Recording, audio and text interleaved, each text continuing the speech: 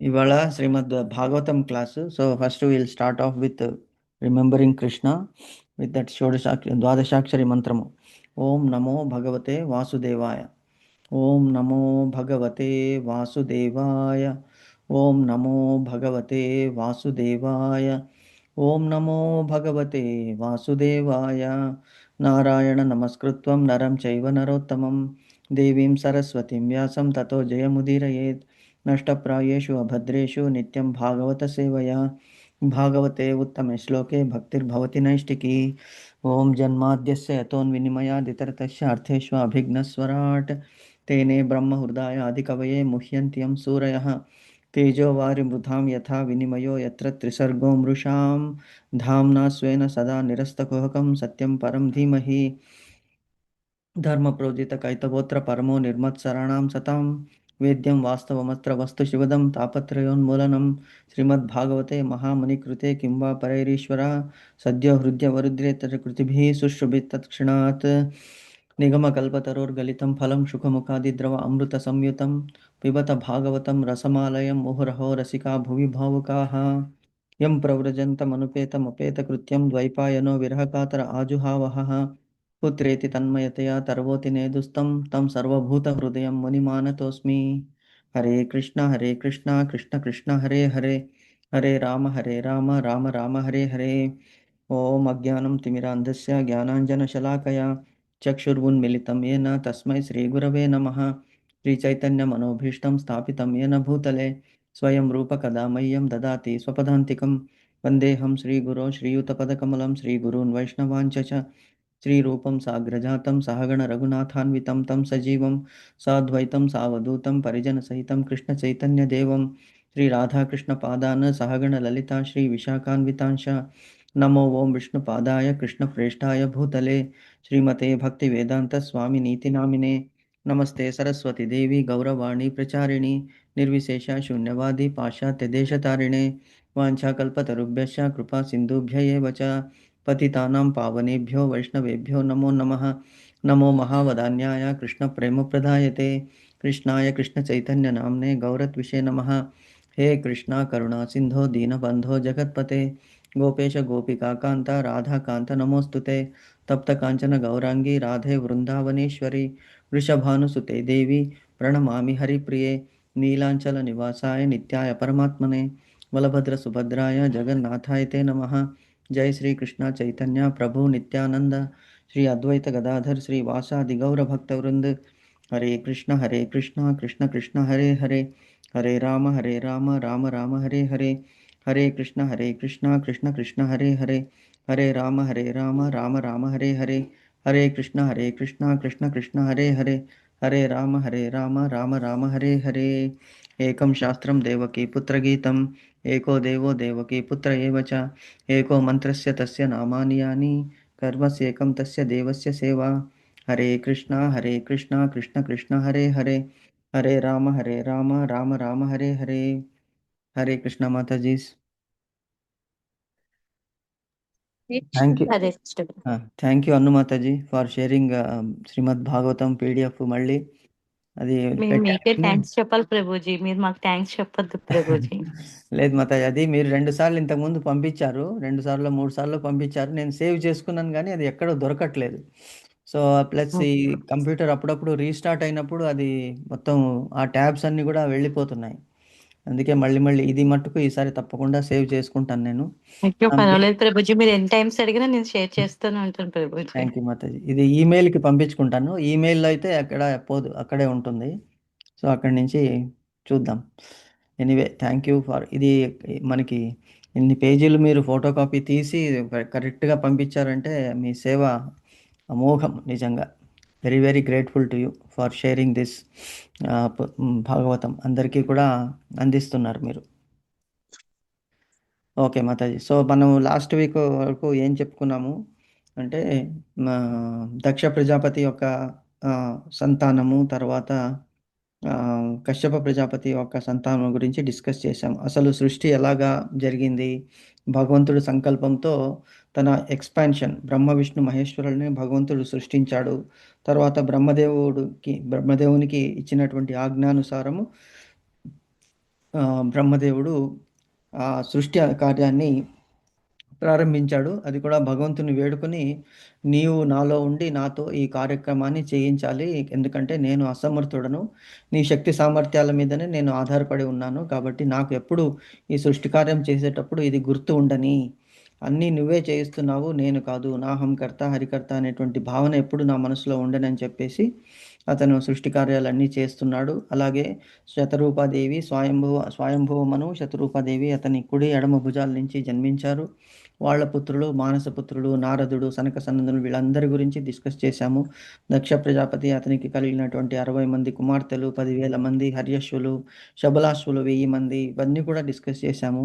తర్వాత కశ్యప ప్రజాపతి అతని యొక్క భార్యలు 17 మంది, వాళ్ళ సంతానము అన్నీ కూడా మనం డిస్కస్ చేశామన్నమాట. సో అంటే మా భాగవతం అనేటువంటిది అది రోజు మన చెవులకి పడుతూ ఉండాలి. అమృత బిందువులనమాట. సో ఎప్పుడైతే మనము చూసాం గదా! లాస్ట్ వీక్ డిస్కస్ చేశాము. అమృతాన్ని తీసుకురావడానికి గరుత్మంతుడు తన తల్లికి దాస్యము నుంచి విముక్తి చేయడానికి గరుత్మంతుడు ఆ అమృతాన్ని దేవేంద్రుని సభలో నుంచి తీసుకువస్తాడు. తీసుకొచ్చినప్పుడు ఆ పాములు అప్పుడు చెప్తాయి, మీ తల్లి అమృతం ఇస్తే నువ్వు తల్లిని తీసుకువెళ్ళొచ్చని. సో ఎలాగా అతని కర్తవ్య నిష్ఠ, తల్లి పట్ల ప్రేమ, తర్వాత అతని విపరీతమైనటువంటి బలము, భగవంతుని సేవకి అతన్ని తనని తానే అర్పించుకోవడము, ఇవన్నీ కూడా అంటే మనకి ఆ భాగవతం కథలు వినడము ద్వారా, ఎందుకంటే ఒక్కొక్క దానికి ఒక్కొక్క మహాత్యం ఉన్నది. సో ఆ కథలు వినడం ద్వారా మన జన్మలు సార్థకమవుతాయి అని మనకి చెప్తున్నది భాగవత మహిమలు. అసలు మనం ఈ మంగళాచరణలో స్టార్ట్ చేశాం కదా! ఫస్ట్ శ్లోకం ఏమిటి? జన్మాద్యస్య యతః అంటే భగవంతుని రూపం ఎటువంటిది? భగవంతుడు అందరిలోనూ ఉన్నాడు. అందరినీ తనలో పెట్టుకున్నాడు భగవంతుడు. అంటే లోపల ఉన్నాడు, బయట ఉన్నాడు. అంతర్బహిత్స తత్సర్వం అనేటువంటి భావన. భగవంతునిలో దుర్గుణాలు లేవు. అసలు ఉన్నవన్నీ మంచి గుణాలే. అసలు దోషరహితుడు, సర్వగుణ సంపన్నుడు అనేటువంటి దాన్ని మనము ఎప్పుడూ గుర్తుపెట్టుకోవాలి. సో ఇది భాగవతం యొక్క ఉద్దేశం ఆ మంగళాచరణ శ్లోకంలో. తర్వాత సరస్వతి దేవిని, నరనారాయణుని, భగవంతుణ్ణి, విఘ్నేశ్వరుని ప్రార్థించి మనము భాగవతాన్ని రోజు వినాలి అనేటువంటి సంకల్పం చేసుకుంటున్నాము. తర్వాత నిగమ అంటే వేదము. వేదములో వర్ణించినటువంటి కల్పవృక్షము అది ఈ భాగవతం అన్నమాట. అది ఎలాగా అంటే ఆ కల్పవృక్షానికి పూసినటువంటి ఈ పండు అది భాగవత రసము. అది ఎవరు కొరికారు అంటే శుక మహాముని. శుక మహాముని అంటే చిలుక.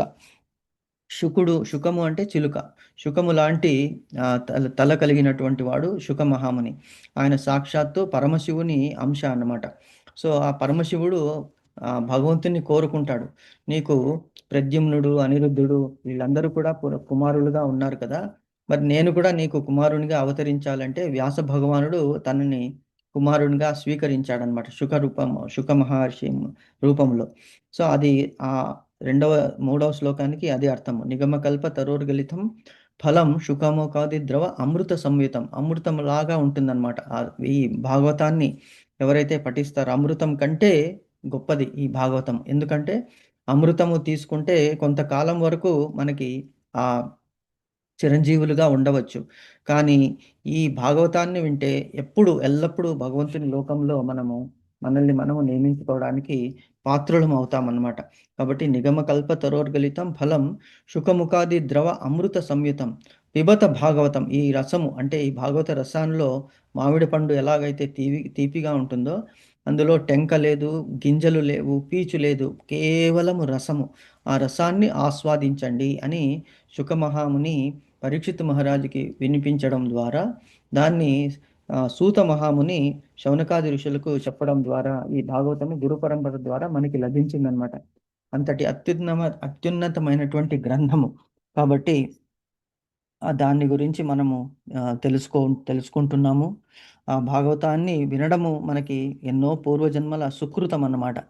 కాబట్టి అది దాంట్లో భాగంగా ఇప్పుడు మనము ఫస్ట్ క్యాంటో అంటే మొదటవ స్కందంలో 8వ చాప్టర్ 7వ అధ్యాయం వరకు మనం ఇంతకు ముందే చదువుకున్నాము. 8వ అధ్యాయంలో కుంతీదేవి ప్రార్థనలో అక్కడ మనం ఉన్నామన్నమాట. అక్కడ ఎలాగా అంటే ఉత్తరాదేవి పరిగెత్తుకుంటూ వచ్చి కృష్ణుణ్ణి వేడుకుంటుంది. అశ్వత్థామ నా గర్భం మీదకి బ్రహ్మాస్త్రాన్ని ప్రయోగించాడు. అది కాలుతూ కాలుతూ వస్తున్నది, రక్షించు అన్నప్పుడు భగవంతుడు వచ్చి ఆవిడికి ఆ గర్భాన్ని రక్షిస్తాడు. లోపలే తానే గదాధరుడై బయట వచ్చిన తర్వాత కూడా ఆ శిశువుని తను రక్షిస్తాడనమాట. అంటే భగవంతుడి సంకల్పం ఏమిటంటే ఏమిటి? క్షిప్రం భవతు ధర్మాత్మ శాశ్వత్ శాంతిం నిగచ్చతి కౌంతేయ ప్రతిజానీహి నమే భక్త్యా ప్రణశ్యతి. క్షిప్రం భవతి, చిటిక వేసినంత టైం కూడా పట్టదు నన్ను తలుచుకోవడం. అంత తలుచుకున్న మాత్రాన్ని నేను మీకు రుణపడిపోతాను. ఎందుకు? మనం తలుచుకున్న ఎవరైనా మనల్ని తలుచుకున్నారనుకోండి, అప్పుడు మనం వాళ్ళ మీద ఎంత ప్రేమ ఒలకపోస్తామో అంతటి అహం భక్త పరాధీనః అన్నాడు భగవంతుడు. నా భక్తులకి అధీనుడైపోతాను, నేను కట్టుబడిపోతాను వాళ్ళ ప్రేమకి అని చెప్పి కుంతీదేవి కోడలు మనమరాలైనటువంటి ఉత్తరాదేవిని గర్భంలో ఉన్నటువంటి పరీక్షిత్ మహారాజుని కూడా సంరక్షిస్తాడు.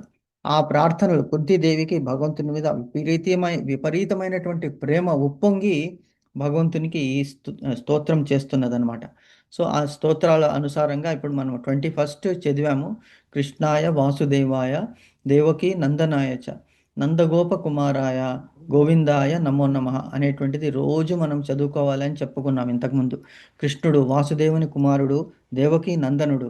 నందగోపు నంద నందునికి యశోదాకి కూడా అతను కుమారుడిగా ఉన్నాడు. అటువంటి గోవిందుణ్ణి నేను నమస్కరిస్తున్నాను. గోవు అంటే నా శరీరము, గోవు అంటే గోవులు. గో బ్రాహ్మణ హితాయ చ బ్రహ్మణ్య నమో బ్రాహ్మణ్య దేవాయ గో బ్రాహ్మణ్య హితాయ చ జగద్హితాయ గోవింద జగద్హితాయ కృష్ణాయ గోవిందాయ నమో నమః అంటే కృష్ణుడు ఎందుకు వీళ్ళని ఎక్కువ ప్రేమిస్తాడు అంటే, అందరినీ ప్రేమిస్తాడు కానీ బ్రాహ్మణులని గోవులని ఎందుకు ప్రేమిస్తాడంటే శుద్ధ సాత్విక స్వభావం కలిగినటువంటి వాళ్ళు కాబట్టి. వేరే వాళ్ళకి హాని చేయరు, మాట జారినా కూడా వెంటనే క్షమాపణ అనేటువంటిది వీళ్ళు కోరుతారు. అంటే అటువంటి శుద్ధ సాత్విక స్వభావం కలిగినటువంటి ఈ బ్రాహ్మణులకు, గోవుకి, గోవు కూడా ఏం చేస్తుంది? మనం పారేసినటువంటి గడ్డిని తింటుంది. ఆ గడ్డిని తిని దాన్ని అమృతమయమైనటువంటి పాలలాగా మనకి పాలని అందిస్తుందన్నమాట. సో ఏ పశువు కూడా చేయనటువంటి సేవ మనకి ఆ గోవులు అందిస్తున్నాయి. అంతటి సాధు జంతువు కాబట్టి అవి భగవంతుడు అలాగా ప్రార్థన చేస్తున్నదన్నమాట. గో బ్రాహ్మణ హితాయ చ గోవిందాయ నమో నమః అని కుంతిదేవి ప్రార్థిస్తున్నదని ఈ శ్లోకాన్ని రోజు కనీసము అట్లీస్ట్ ఒక 2-3 సార్లైనా మనము పఠించాలి. కనీసం ఒక్కసారి కృష్ణాయ వాసుదేవాయ దేవకీ నందనాయ చ నందగోప కుమారాయ గోవిందాయ నమో నమః అనేటువంటి శ్లోకాన్ని చదువుకుందామని అనుకున్నాము. తర్వాత 22వ శ్లోకం కూడా మనం డిస్కస్ చేసామనుకుంటాం. నమ పంకజ నాభాయ నమ పంకజ మాలినే నమ పంకజ నేత్రాయ నమస్తే పంకజాంగ్రయే. ఎందుకు అన్నిసార్లు పంకజం పంకజం అంటున్నారంటే, తామర పువ్వు అంటే భగవంతునికి చాలా ఇష్టము. కమల పువ్వు అంటారు, కమలం. ఎందుకంటే కమలంలో లక్ష్మీదేవి ఉంటుంది, కమలంలో. కాబట్టి లక్ష్మీదేవిని కమల రూపంలో చేతిలోనే ఎప్పుడు పట్టుకున్నాడు భగవంతుడు. కమల తనకి వక్షస్థలంలో చోటు ఇచ్చాడు భగవంతుడు. తను పాదాల సేవ చేస్తున్నప్పటికీ కూడా నీ ప్లేస్ పాదాల దగ్గర కాదు నా హృదయంలో అని భగవంతుడు తనని పెట్టుకుని తన చతుర్భుజాలలో ఒక దాంట్లో శంఖము, ఒక దాంట్లో చక్రము, ఒక దాంట్లో గద, ఇంకొక దాంట్లో కమలము, కమలాన్ని పట్టుకుని భగవంతుడు ఉన్నాను, ఎప్పుడు నా దగ్గరనే ఉండు. అటువంటి భగవంతుణ్ణి వేడుకుంటున్నాను. నమ పంకజనాభాయ. అదే కాకుండా నీ ఉదరంలో నుంచి అంటే నీ బొడ్డులో నుంచి నీ కుమారుణ్ణి నువ్వే కన్నావు. అంటే నీ భార్యకి కష్టము ఇవ్వకుండా నువ్వే నీ కుమారుణ్ణి నీ ఉదరంలో నుంచి జన్మింప చేశావు. నమ పంకజనాభాయ అంటే పంకజం అంటే ఉదరంలో నుంచి పుట్టినటువంటి పంకజము, తామర పువ్వు. పంకజనాభాయ. తర్వాత నమ పంకజమాలిని, మళ్ళీ చేతిలోనే పెట్టుకోవడమే కాకుండా తన పంకజమాల కమలాలని మాలగా ధరించాడు భగవంతుడు, అంటే అంతటి ప్రేమ. తర్వాత నమ పంకజ నేత్రాయ, భగవంతుని నేత్రాలు ఎలా ఉన్నాయి, కళ్ళు ఎలా ఉన్నాయంటే పంకజ తామరాకుల వలె ఉన్నాయి. పంకజ నేత్రాయ. నమస్తే పంకజాంగ్రయే, భగవంతుని ఆ పాదములు పాదములు కూడా ఏమన్నా పంకజాంగ్రయే, పద్మ పాదాల్లో పంకజం అంటే కమల పువ్వు ఆ పాదాల్లో కూడా ఉన్నది. అటువంటి భగవంతునికి నమస్కారం చేస్తున్నాము. అంటే భగవంతుని ఎన్ని విధాలుగా మనము స్తుతించవచ్చో కుంతీదేవి చెప్తున్నదనమాట. కుంతీదేవి స్తోత్రంలో మొత్తం అంతా చదివితే మహా పుణ్యము, కానీ అందులో అట్లీస్ట్ అన్నీ చదవకపోయినా ఒక 2-3 శ్లోకాలు చదివినా మనకి జీవితం ఎంతో ఉద్ధారం అవుతాం మనమని భగవంతునికి చేసేటువంటి సేవ అన్నమాట ఇది. సో అంతవరకు చదువుకున్నాం. సో 23rd ఇవాళ చదువుకోవాలనుకుంటాను. అంతేనా మాతాజీ? అంతే గుర్తుంది? ప్రభుజీ. ఓకే. గుర్తుంది Prabhuji. Okay. Thank you Mataji. తర్వాత 23rd చదువుదాం. మీకు కనిపిస్తుంది కదా స్క్రీన్లో? కనిపిస్తుంది ప్రభుజీ. ఓకే. థ్యాంక్ యూ మాత. యథా హృషికేశ ఖలేన దేవకీ కంసేన రుద్ధాతి చిరం శుచార్పితా విమోచితాహం చ సహాత్మజా విభో త్వయైవ నాథేన ముహుర్విపద్గణాత్. మళ్ళీ ఒకసారి చదువుతాను. అంటే ఈ 4 లైన్స్ ఉన్న శ్లోకానికి ఒక రాగం ఉంటుంది, 2 లైన్స్ ఉన్న శ్లోకానికి ఒక రాగం ఉంటుంది. సో అది మనము గుర్తుపెట్టుకోవాలి. సో ఇప్పుడు 4 పదాలు ఉన్నాయి, 4 పాదాలు ఉన్నాయి ఈ శ్లోకానికి, 4 లైన్స్. సో దీనికి ఒక విధం డిఫరెంట్ ట్యూన్ ఉన్నదన్నమాట. మనం ఎందుకు ఈ డిఫరెంట్ ట్యూన్స్లో పాడతామంటే we will align our cells. ఒక్కొక్క అక్షరానికి ఒక మహత్తు ఉంటుంది, ఒక్కొక్క పదానికి ఒక మహత్తు ఉంటుంది.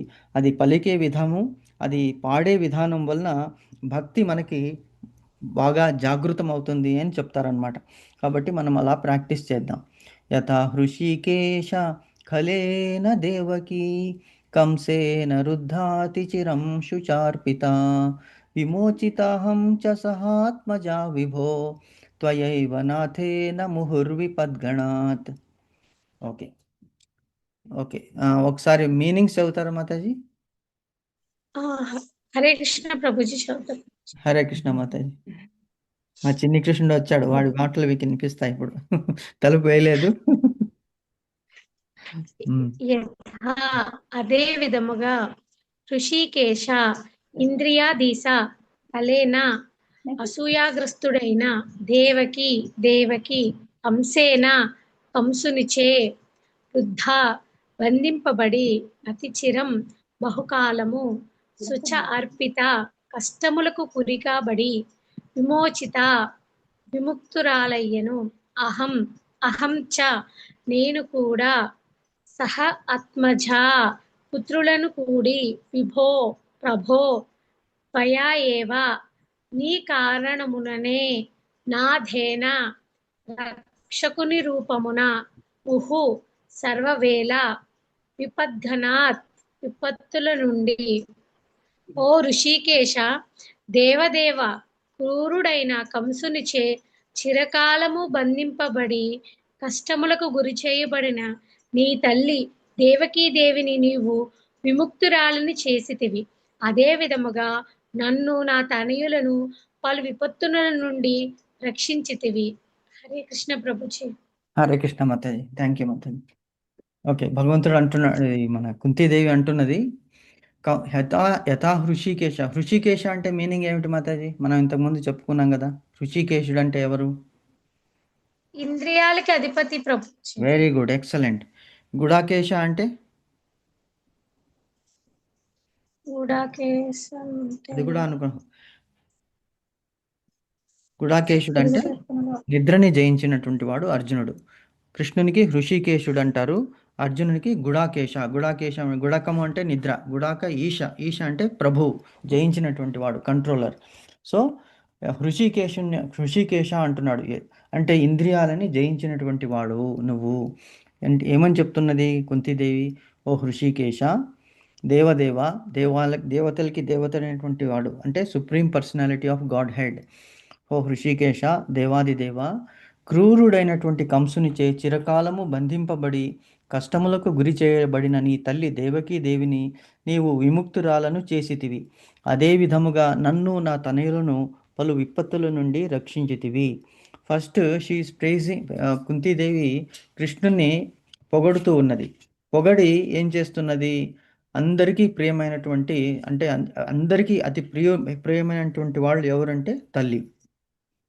సో తల్లిని మించిన దైవము లేదని అని మనకి ఒక పాట కూడా ఉన్నది కదా. ఆ తల్లిని మించిన దైవము లేదు. ఫస్ట్ తల్లిదండ్రులని గౌరవించాలి, వాళ్ళకి రెస్పెక్ట్ ఇచ్చినప్పుడే భగవంతుడు, తర్వాత నెక్స్ట్ గురువు తర్వాత భగవంతుడు అంటే అందరికంటే ఎత్తులో భగవంతుడు ఉన్నాడు. నార్మల్గా మనం చూస్తే భగవంతునికే ఫస్ట్ మనం శరణు వేడాలి. ఎందుకు? Highest personality. కానీ భగవంతుని అతి కరుణామయమైనటువంటి సందేశం ఏమిటంటే, నా దగ్గరికి వచ్చేయటానికంటే ముందు, అంటే స్టెప్స్ ఉన్నాయి కదా, మనం మెట్లు ఎక్కుతాం, స్టెప్స్ ఎక్కుతాం. స్టెప్స్ ఎక్కినప్పుడు పైకి ఒకేసారి జంప్ చేయలేం కదా. ఒక్కొక్క స్టెప్పు ఎక్కుకుంటూ వేస్తేనే పై పై మా పై ఇంటికి కానీ పైకి కానీ వెళ్ళగలము. సో భగవంతుడు అది గుర్తు చేసుకోమని చెప్తున్నాడు. ఫస్ట్ నీ జన్మకి కారణం ఎవరు? నేనే కారణం అయినప్పటికీ కూడా నిమిత్తులైనటువంటి తల్లిదండ్రులు. సో వాళ్ళలో నా విభూతి రూపాన్ని పెట్టాను. అందుకే తల్లిదండ్రుల మనస్సుల్ని నొప్పించకూడదు. వాళ్ళకి వీలైనంత వరకు సేవ చేయాలి. వాళ్ళని ఒక్క మాట కూడా అనకూడదు. కాబట్టి తల్లి అందరికంటే తన నవమాసాలు మోసి ఎన్ని కష్టాలు పడుతుంది తల్లి. ఆ తల్లి యొక్క రుణము ఎప్పటికీ కూడా మనము తీర్చుకోలేము. అంతటి సేవ, అంతటి ప్రేమ చూపించేటువంటి తల్లి. అందుకే తల్లిని మించిన దైవం లేదు అని అంటున్నాం మనం. సో తల్లిని గుర్తు చేస్తున్నది. ఓ దేవాది దేవ, ఓ ఋషికేశ, నువ్వు ఏం చేశావు?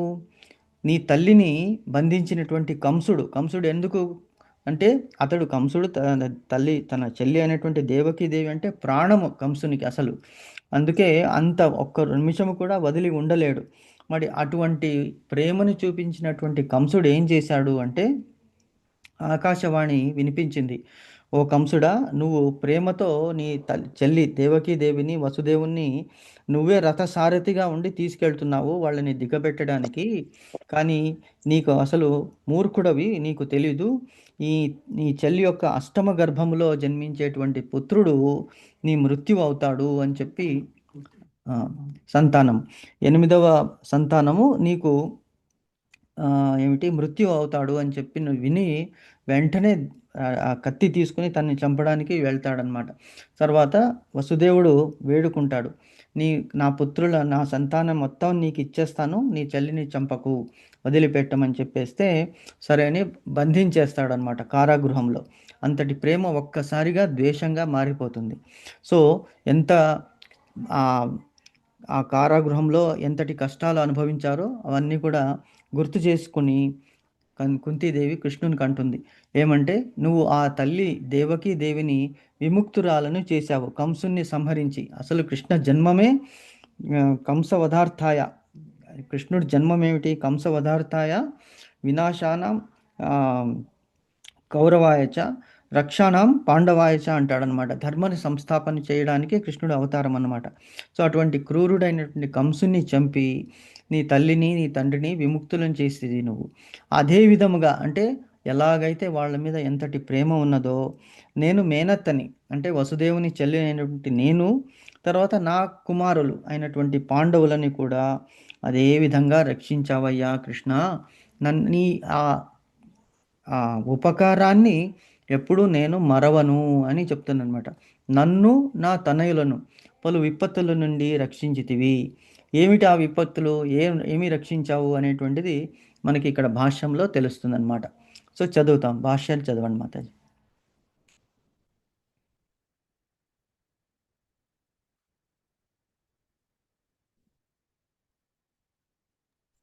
హరే కృష్ణ ప్రభు.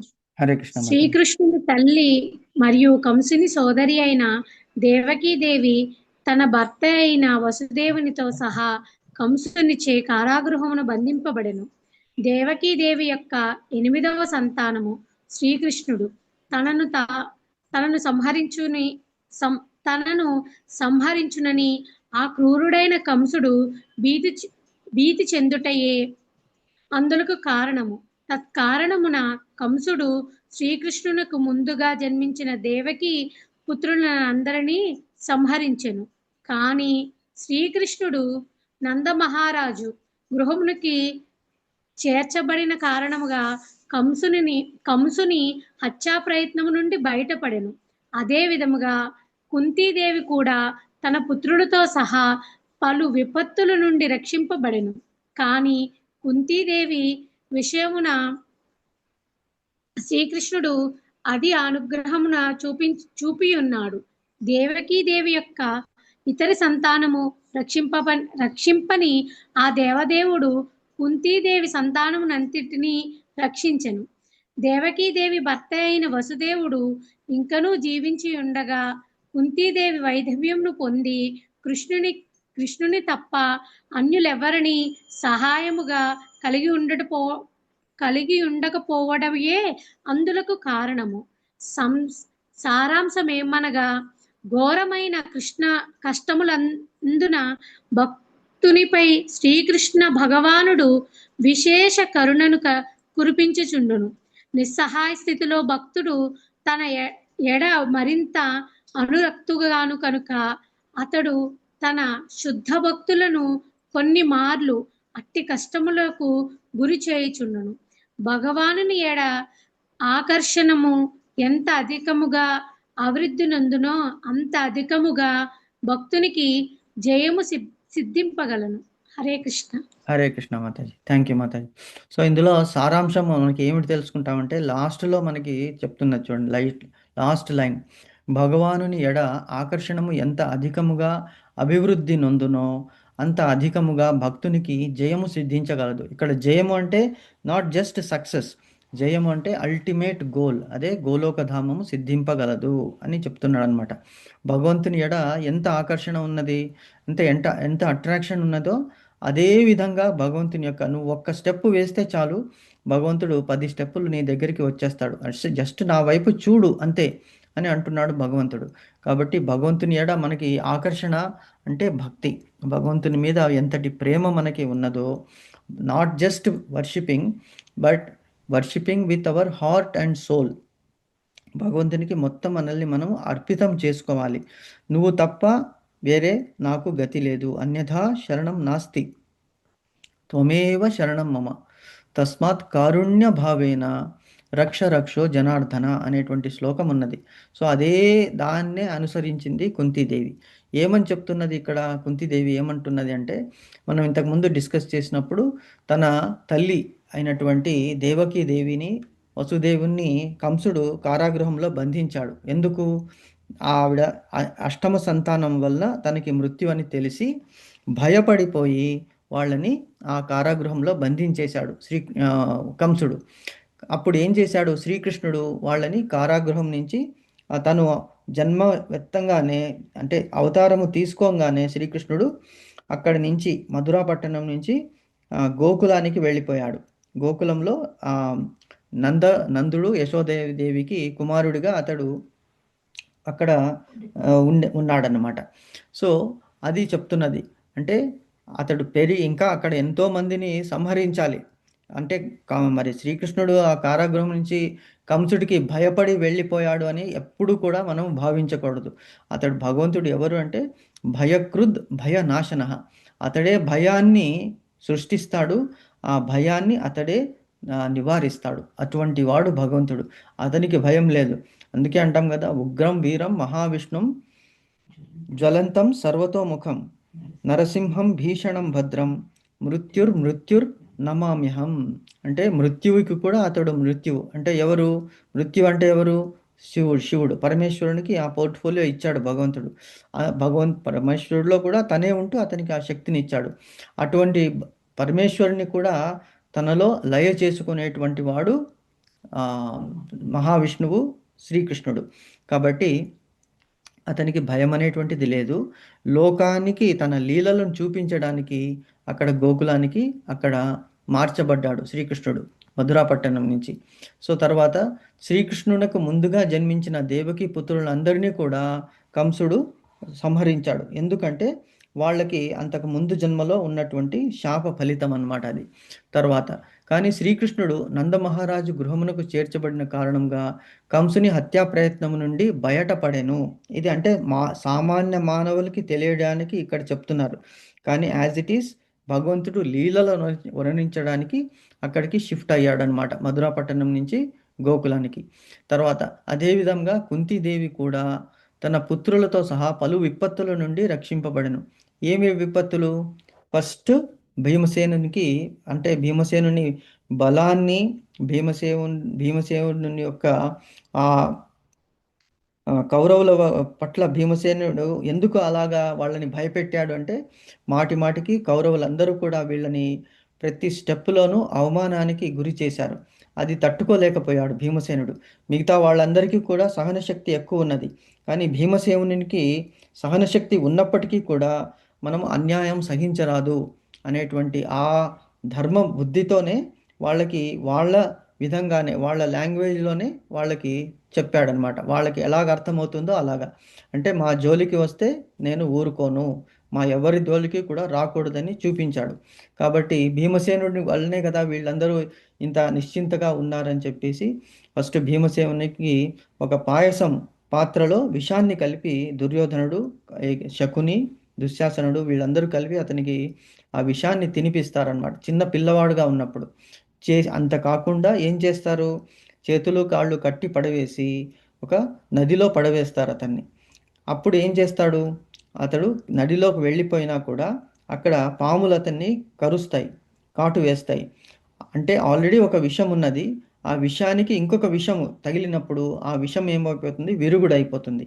సో అతడు ఆ లోకానికి వెళ్ళి అతి బలుడై మళ్ళీ బయటికి వచ్చేస్తాడు. సో అలాగా ఫస్ట్ విషాన్ని పెట్టారు. తర్వాత మా అందరినీ కూడా లాక్షాగృహంలో దహింపడానికి ట్రై చేశారు. తర్వాత అడవిలో మేము ఎంతోమంది రాక్షసుల అంటే నరభక్షకుల బారి నుంచి మమ్మల్ని రక్షించావు. అదే కాకుండా మనకి యుద్ధములో మా పుత్రులందరినీ కాపాడావు. ప్రతి ఒక్క స్టెప్పులో కూడా మమ్మల్ని ఆదుకుంటూ ఉన్నావు కదా కృష్ణ. అటువంటి నీకు దండాలు, అటువంటి నీకు జోహారు అని వేడుకుంటూ ఉన్నదన్నమాట. కాబట్టి పలు విపత్తుల నుంచి రక్షింపబడెను. కానీ కుంతీదేవి విషయమున శ్రీకృష్ణుడు అధిక అనుగ్రహమును చూపించున్నాడు. అంటే దేవకీదేవిని కారాగృహం నుంచి విడిపించాడు. కానీ ఎప్పుడు అది అతను 8 సంవత్సరాల తర్వాత 12 సంవత్సరాలు అనుకుంటాను. 12 ఇయర్స్ తర్వాతనే వాళ్ళు 12 సంవత్సరాలు కారాగృహంలో ఉన్నారు. దాని తర్వాతనే వాళ్ళు అక్కడి నుంచి విడిపింపబడ్డారు. కానీ కుంతీదేవి తర్వాత పాండవులకి ప్రతి క్షణము కృష్ణుడు ఆసరాగా నిలిచాడు. ఎందుకు, వాళ్ళు అడవిలో ఉన్నప్పుడు, అంటే పాండురాజు చనిపోయినప్పుడు వీళ్ళు నిస్సహాయులు.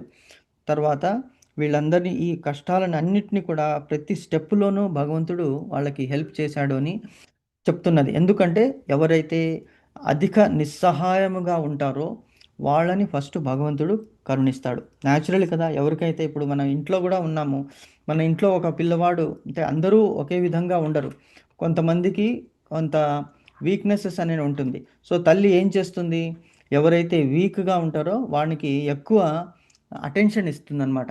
అలాగే భగవంతుడు కూడా జగత్తులో ఎంతోమందికి ఎన్నో కష్టాలు ఉన్నాయి. విపరీతమైనటువంటి కష్టం ఉన్న వాళ్ళకి ఫస్ట్ భగవంతుడు సహాయము చేస్తాడు. ఆ విధంగా నన్ను నా కుమారుని రక్షించావయ్యా కృష్ణ అని చెప్తున్నది.